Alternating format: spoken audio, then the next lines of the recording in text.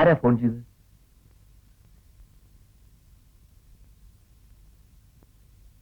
പറയൂ, ആരാ? ബാബു അല്ലേ?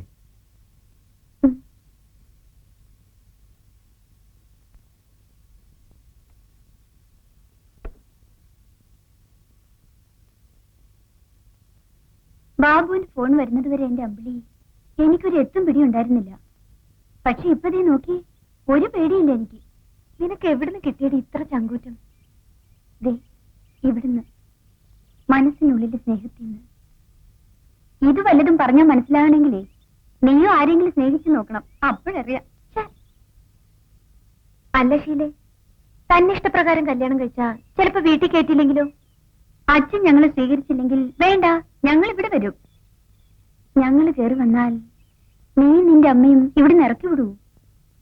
അത് എന്താ പറഞ്ഞത്? ഞാൻ കൂടെ കേക്കട്ടെ.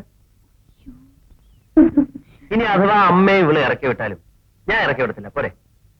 അതറിയുമ്പോ സാറ് ചിലപ്പോ എന്നെ വഴക്ക് പറയായിരിക്കും, അല്ലെങ്കിൽ രണ്ട് തല്ലുമായിരിക്കും. ഞാൻ സഹിച്ചു. എന്നാൽ ഈ കടുകുമണി ഉണ്ടാക്കി വെച്ചൊരു ഗുലുവാലേ നിനക്കൊണ്ടായി സൂക്കേട് കൊണ്ടായി നേരത്തെ പറഞ്ഞേക്കണം. അമ്മ ജോലി ഉണ്ടാക്കി വെക്കരുത്. നോക്കു ബാബു, ആകെ കൂടി ഒരു പെങ്ങളെ ഉള്ളൂ എനിക്ക്. നിങ്ങൾ തമ്മിൽ സ്നേഹമായി കല്യാണം നിശ്ചയിച്ചു. നിങ്ങളുടെ അച്ഛന്റെ വാശി കൊണ്ട് അല്ല, തർക്കത്തിന് വേണ്ടി പറഞ്ഞോളൂ. എന്റെ അച്ഛന്റെ ശാഠ്യം കൊണ്ട് കാരണക്കാരെ തേടി പോകുന്നതിന് ഒരുപക്ഷെ എന്റെ പെങ്ങളുടെ നിർഭാഗ്യം കൊണ്ടായിരിക്കാം നിങ്ങളുടെ വിവാഹം നടന്നില്ല. അതിനുശേഷവും എന്റെ പെങ്ങൾ ഒളിച്ചും പതുങ്ങിയും ഈ ബന്ധം തുടരുകയെന്ന് പറഞ്ഞാൽ ബാബുവിനൊരു പെങ്ങൾ ഉണ്ടായിരുന്നെങ്കിൽ ഞാൻ പറയുന്ന എളുപ്പത്തിൽ മനസ്സിലാകുമായിരുന്നു. ശേഖരേട്ട, ഞാൻ ദയവായി ഇതോടെ വെച്ച് അവസാനിപ്പിക്കണം. ഈ ബന്ധം ഇനി തുടരരുത്. എന്തിലും എവിടെയും ലാഭം മാത്രം നോക്കുന്ന എന്റെ അച്ഛൻ കണക്കുകൾ തെറ്റുമെന്ന് കണ്ടപ്പോ ഈ ബന്ധം വേണ്ടെന്ന് വെച്ചിരിക്കും. അത് അച്ഛന്റെ തീരുമാനം. ശേഖരേട്ടൻ പറഞ്ഞത് ശേഖരേട്ടന്റെ കാഴ്ചപ്പാടിൽ ശരിയായിരിക്കും.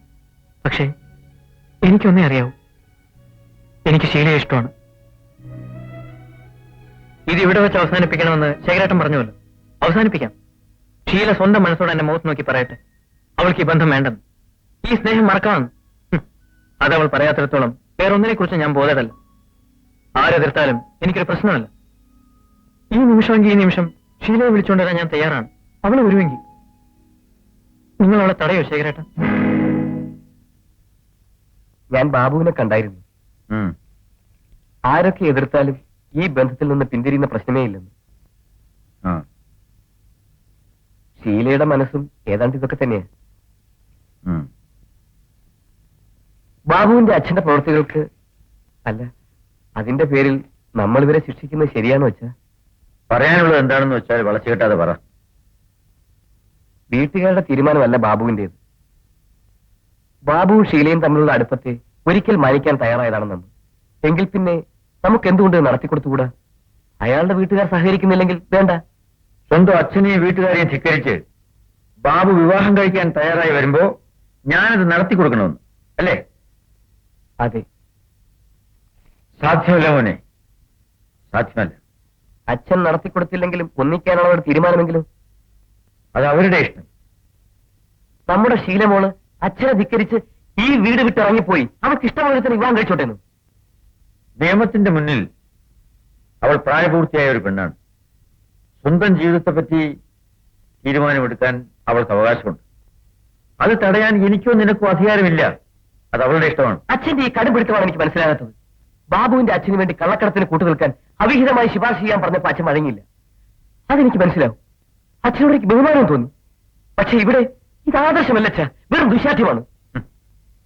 ദുശാഠ്യമെന്നോ കടുംപിടുത്തമെന്നോ എന്ത് വേണേലും പറഞ്ഞോളൂ. പക്ഷേ ഒരച്ഛനെന്ന നിലയ്ക്ക് എനിക്കിതേ ചെയ്യാൻ കഴിയൂ. ഞാനിതേ ചെയ്യാവൂ. അത് നിനക്ക് മനസ്സിലാകും. ഇപ്പോഴല്ല, എന്നെങ്കിലും എന്റെ സ്ഥാനത്ത് നീ നിൽക്കുമ്പോൾ.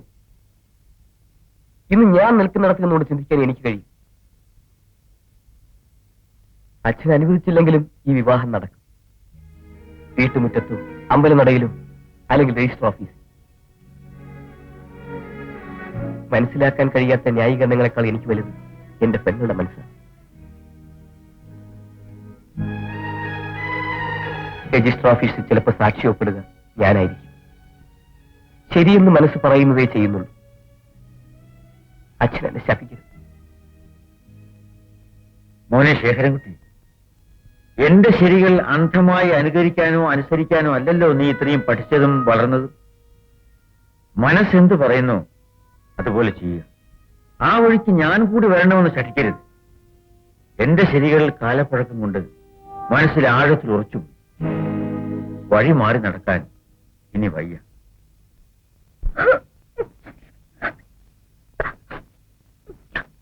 മോളുടെ കല്യാണത്തെ കുറിച്ച് നമ്മൾ എന്തൊക്കെ സ്വപ്നങ്ങൾ കണ്ടതാ. സ്വപ്നങ്ങളും സത്യങ്ങളും തമ്മിൽ എത്രയോ അകലമുണ്ട് കല്യാണിക്കുട്ടി. ആരാ അത്?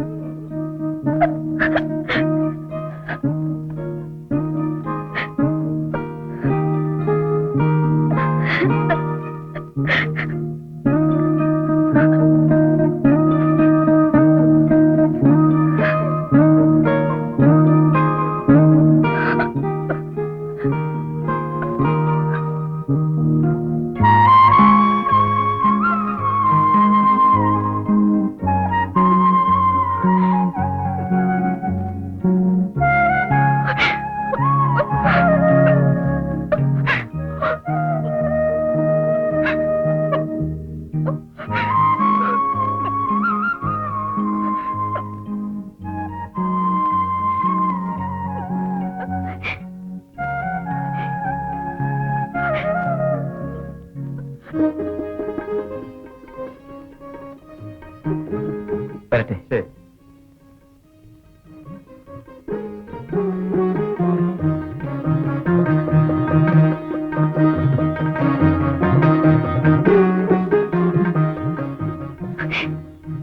എന്താ മോളെ? ഒക്കെ നേരെയാ.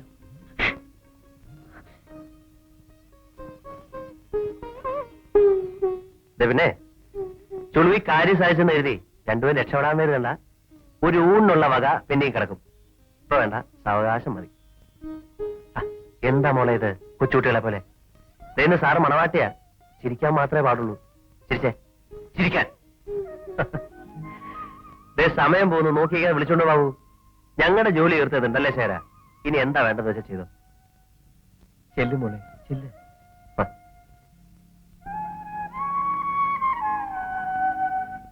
ശേര പോ.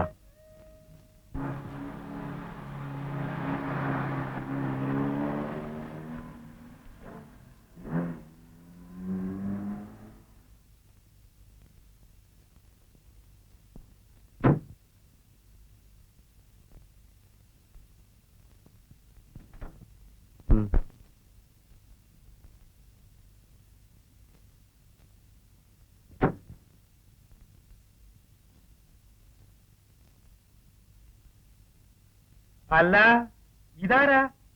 രുക്മിണി, നിന്റെ പൊന്നുപോലും മരുവോളം വന്നിരിക്കുന്നു. വന്നാട്ടെ വന്നാട്ടെ. വലത് കാല് വെച്ച് കയറണം കേട്ടോ. പട്ടി എന്നെ ധിക്കരിച്ചേച്ച് എവളെ എഴുന്നള്ളിച്ചോണ്ട് ഈ പഠിക്കകത്ത് കയറാൻ നിനക്ക് എങ്ങനെ ധൈര്യം വന്നടാ? അയ്യോ, നിങ്ങൾ എന്താ ഈ പറയുന്നേ? ഇറണം കിട്ടവളെ, ഓടിയകത്ത്. എന്താടാ തരിച്ചു നിൽക്കുന്നത്? ഇറങ്ങി പോടാ. എവിടെ കൂട്ടിക്കൊണ്ട്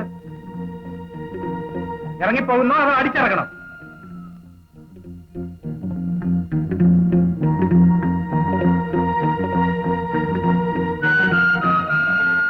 നിക്ക് കാറും എടുത്തോണ്ട് എവിടേക്കാ? എന്നെ വില വയ്ക്കാത്തവൻ എന്റെ മുതലിനെ വില വയ്ക്കാൻ പാടില്ല. ഈ കാറുണ്ടല്ലോ, അവക്ക് സ്ത്രീധനം കിട്ടിയ മുതലല്ല, ഞാൻ അധ്വാനിച്ചുണ്ടാക്കിയ മുതലാ. പൊന്നുപോനെ, ഈ ഒരു കാര്യം ചെയ്യ്. അവളുടെ താരിത്തുമ്പി പിടിച്ചോണ്ട് അവളുടെ പുറകെ പയ്യെ നടന്നങ്ങ് പോയിക്കോ. അതാ നല്ലത്. മോനെ, മോനോ? ഏത് മോൻ? ഓടിയാത്ത്.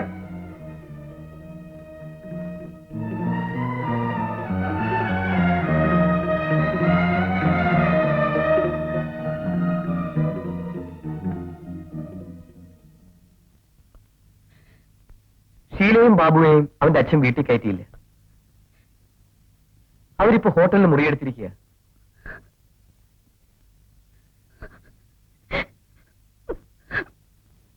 അമ്മ പറഞ്ഞാൽ അച്ഛൻ കേൾക്കും.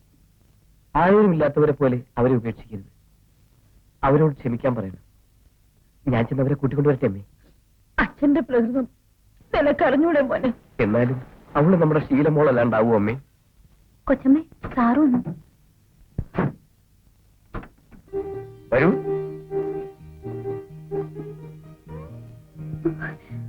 അമ്മേ മോനെ.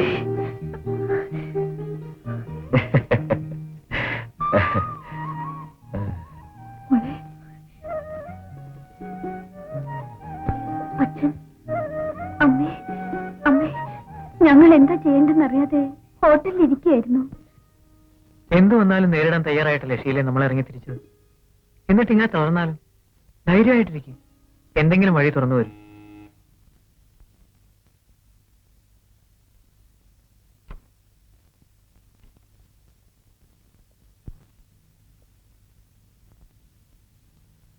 ആ, വേഗം പുറപ്പെട്ടോളൂ. നിങ്ങളെ കൂട്ടിക്കൊണ്ടു പോകാനാണ് ഞാൻ വന്നത്. ഇപ്പോഴെനിക്ക് മനസ്സിലായല്ലോ അമ്മേ, ഈശ്വരൻ ഇരിക്കുന്നത് ഇവിടെ പൂജാമുറിയിലല്ല, എന്റെ അച്ഛന്റെ മനസ്സിലാണ്.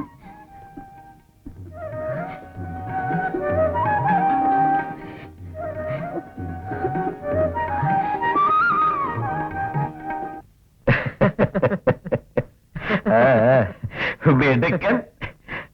അങ്ങോട്ട് കൊടുക്കടി ഒരു നാണം. എനിക്കും വേണം ഒരു കാപ്പി. ആ, കൃത്യസമയത്ത് തന്നെ വന്നല്ലോ. വേണ എനിക്ക് വാ മോനെ, ഇരിക്കെ, ഞാൻ കാപ്പി വേണ്ട, അമ്മ വേണ്ട. ഈ മണവാട്ടി പെണ്ണ് കൈ നീട്ടിയാലേ ഞാൻ കാപ്പ് കുടിക്കൂ. എടുത്തോണ്ട് പാടി ഇടി പോ.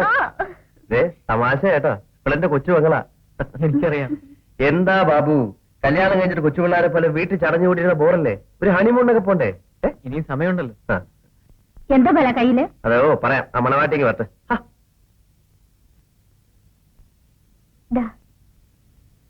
അതെന്താ ഏട്ടാ?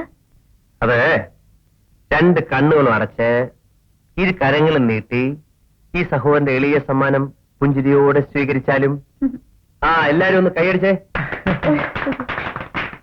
ഓ, ബ്യൂട്ടിഫുൾ.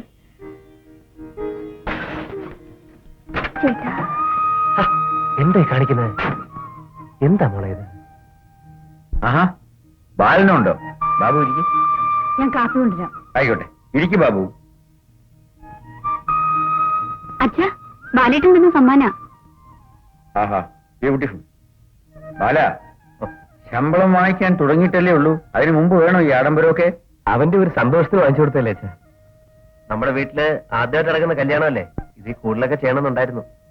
അച്ഛന്റെ അതേ സ്വഭാവം, എത്ര ചെലവാക്കിയാലും മതിയാവില്ല. അപ്പൊ പിന്നെ ഇത്രയെങ്കിലുമൊക്കെ വേണ്ടേ? കേട്ടോ ബാബു, എന്റെ വലിയ സുഹൃത്തായിരുന്നു വിശ്വം. ഇതേ സ്വഭാവം. ഈ ഒരു വ്യത്യാസമുണ്ട്. സാധനങ്ങൾ വാങ്ങി കൂട്ടുന്നതിലല്ലായിരുന്നു, വെട്ടി വിഴുങ്ങുന്നതിലായിരുന്നു അച്ഛന് കമ്പം. കേട്ടോ ബാബു, അച്ഛൻ ഒരിക്കലും ഒരു അബദ്ധം പറ്റി. സാറ് പറഞ്ഞതാ, എന്തോ കാര്യത്തിന് അച്ഛൻ ആലപ്പുഴയ്ക്ക് പോയി. അപ്പൊ ജെട്ടിൽ ഒരു ഹോട്ടലിൽ കയറി ഉണ്ടു. ഊണിന് 8 അണ എന്ന് കണ്ടാ കയറിയത്. ഊണിനുള്ള കാശും തിരിച്ചു വല്ല വണ്ടിക്കൂലിയും കയ്യിലുണ്ട്. അതുകൊണ്ട് കുശാലായിട്ട് കൊണ്ടു. അപ്പൊ ഇടയ്ക്ക് സപ്ലയർ ഒന്ന് ചോദിക്കും, സാർ മീൻ പൊരിച്ചത്? ആ ആയിക്കോട്ടെ. ഓംലെറ്റ്? ആ ആയിക്കോട്ടെ. Mutton fry? ആ ആയിക്കോട്ടെ. എന്തിനാ കുറയ്ക്കുന്നത്? അവസാനം ബില്ല് വന്നപ്പം ഉണ്ടത് മുഴുക്കൻ തേച്ചു പോയി. കരുതിയത് ഈ 8 അണയില് മീൻ പൊരിച്ചതും ഓംലെറ്റും മട്ടൺ ഫ്രൈ ഉണ്ടെന്ന്. അവസാനം എന്ത് വിറക് കീറിട്ടെന്നറിയാം ഇവിടുത്തെ രക്ഷപ്പെട്ടു. ആ, പറയുമ്പോ എല്ലാം പറയണമല്ലോ. അച്ഛനും ആലപ്പുഴ വഴിയൊക്കെ കറങ്ങിയിട്ടുള്ളതാ ഞാൻ കേട്ടിട്ടുള്ളത്. സത്യത്തിൽ ആർക്കാ അബദ്ധം പറ്റിയത് എങ്ങനെ അറിയാനാ? ബാലന്റെ അച്ഛനാണെങ്കിൽ ജീവിച്ചിരിപ്പു. സെയിം സൈഡിൽ നിന്ന് ഗോൾ അടിക്കുന്നു.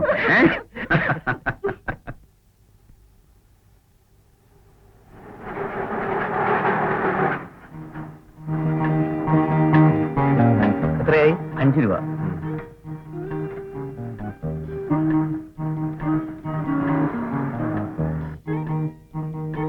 കല്യാണമായിട്ട് ബന്ധലും ഇട്ടിട്ടില്ലേ?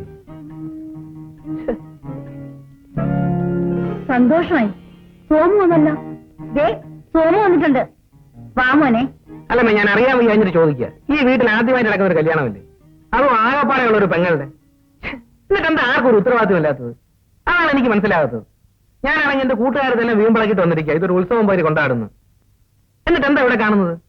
ഒരു ചൂടുമില്ല, അനക്കവുമില്ല. ഇനി ആകപ്പാടെ 4-5 ദിവസങ്ങളല്ലേ ഉള്ളൂ. ഈ മുറ്റത്തൊരു കല്യാണ പന്തൽ കിട്ടിയോ?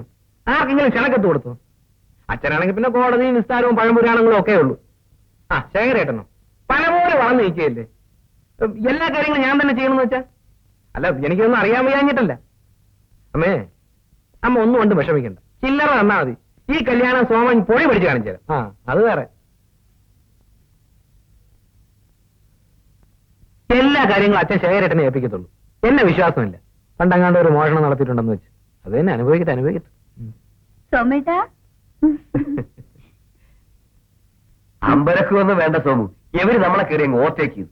മെനക്കെട്ട് കല്യാണത്തിന് ഒരുക്കേണ്ടി വന്നില്ല. രജിസ്റ്റർ ഓഫീസിൽ വെച്ച് ആര് പറയാ കാര്യം നടത്തി. ഇത് വല്ലാത്ത കൊലച്ചതിയായിപ്പോയി. പെങ്ങളുടെ കല്യാണത്തിന് സ്റ്റൈലായിട്ട് ഷൈൻ ചെയ്യാമെന്നൊക്കെ വിചാരിച്ച് എന്തൊക്കെ മനക്കോട്ടയാണ് കെട്ടിയത്. എടാ, നിനക്ക് അച്ഛന്റെ കത്ത് കിട്ടിയില്ലേ? എല്ലാ വിവരവും കാണിച്ച് നിനക്ക് അച്ഛൻ എഴുതിയിരുന്നല്ലോ. എനിക്കൊന്നും കിട്ടിയില്ലേ? സാരമില്ല, ശേഖരേട്ടന്റെ കല്യാണത്തിന് നമുക്ക് ഒരുമിച്ച് സൈൻ ചെയ്ത് കളയാം. എന്റെ പൊന്നു മോനൊരു കാര്യം ചെയ്യും. ബാണക്കൊട്ടൊന്നും അഴിക്കണ്ട. വന്ന വഴിയെ ഹോസ്റ്റലിലേക്ക് തിരിച്ചു വയ്ക്കും. ഇതാണ് ഒരുമാതിരി കണ്ണിച്ചു വരാനുള്ള വർത്താനം എന്ന് പറയുന്നത്. വന്നിങ്ങോട്ട് കയറിയുള്ളൂ, അനുഭവം കെട്ടിയെടുക്കാൻ ധൃതിയായി. എന്നാ വന്നു 2 ദിവസം നിന്ന് സന്തോഷമായിട്ട് പോ എന്നാരും പറയത്തില്ല. അമ്മ, ഞാൻ 2 ദിവസം കഴിഞ്ഞേ പോകുന്നു.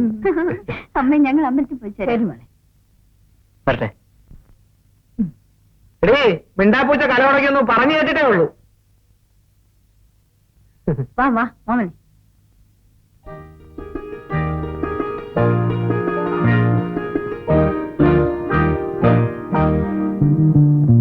അല്ല, ഇതാരെ അമ്പിളിക്കുട്ടിയാ?